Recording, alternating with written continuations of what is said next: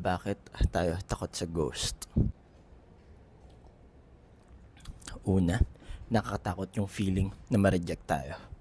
Yung rejection, hindi siya maganda. Pangalawa, yung feeling na hindi tayo worthy.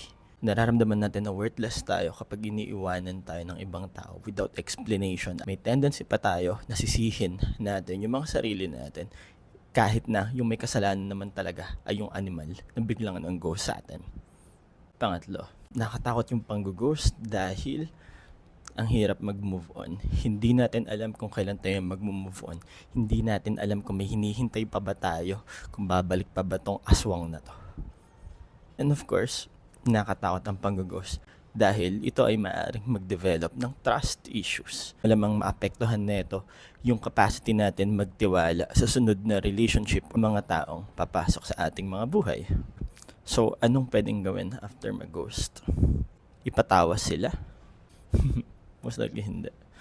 I-prosesan natin yung mga nangyayari. No? See it as a blessing in disguise, no? Because maybe you dodge a bullet. So yeah, happy Halloween. Bigla mo ng lubusan